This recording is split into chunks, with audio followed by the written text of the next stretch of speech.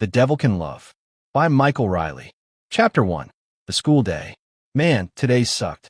The sound of a woman's scream cut through the afternoon air. "Stop, please," she cried out desperately. I turned to see what was happening and spotted a man harassing a woman near the school entrance. "Come on, go out with me," he demanded aggressively. "No, just leave me alone," the woman pleaded, backing away from him. I couldn't just stand there and watch.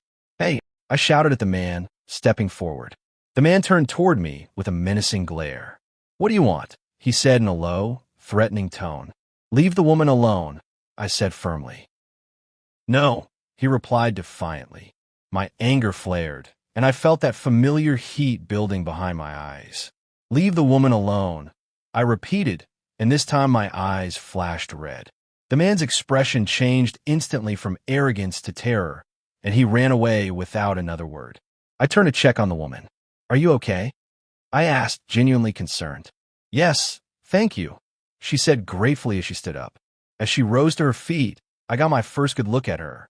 She had striking pink hair and the most beautiful purple eyes I'd ever seen. She looked absolutely stunning. "Thank you for saving me," she said with a warm smile that made my heart skip. The school bell rang, interrupting the moment. "We should get to class," I said reluctantly. I made my way to class and took my usual seat. "Students, open up your books to page 7, the teacher announced. But I couldn't concentrate. This was bad. She had seen my eyes flash red. They couldn't find out what I really was. After class, I was walking home when I heard a familiar voice. "Hi," someone called out. I turned around. Oh, it was her, the woman from earlier. "I was wondering if we could talk," she asked with that same beautiful smile. "Okay," I said, though part of me wondered if I should get involved. "What did you want to talk about?" "I wanted to thank you for saving me," she said sweetly. "Yeah, so did you see anything unusual?" I asked carefully, hoping she hadn't noticed my eyes.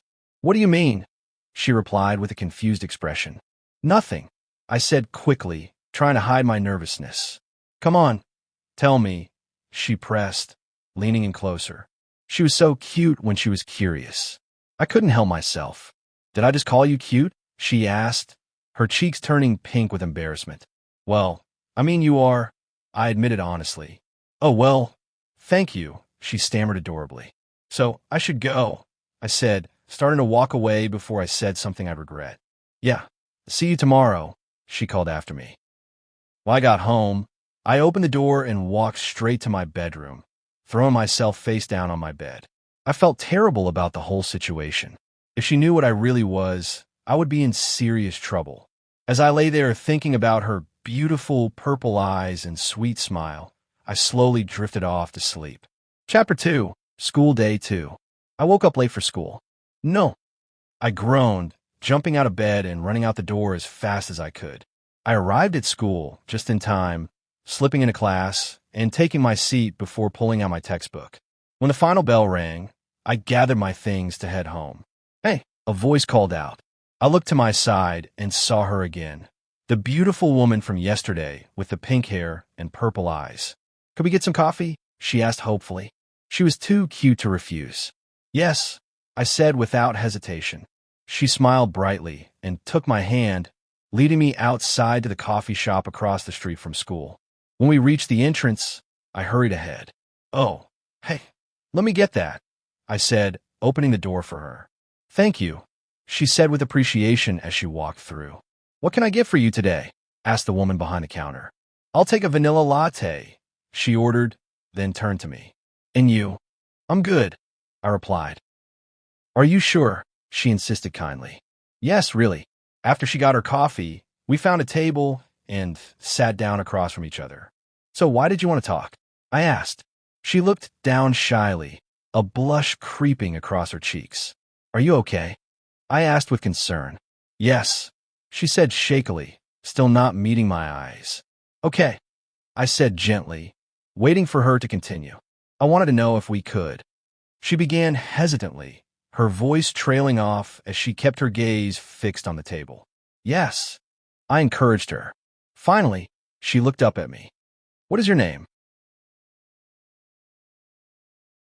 "Elijah," I answered, studying her face.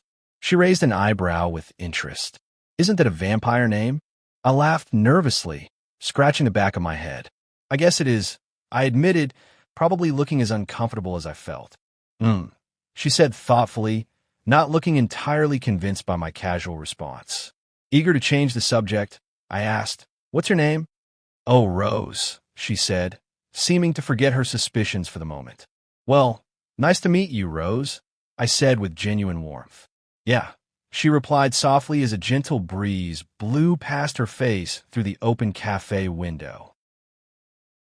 Sitting there watching her, I realized I had never truly appreciated how beautiful she was.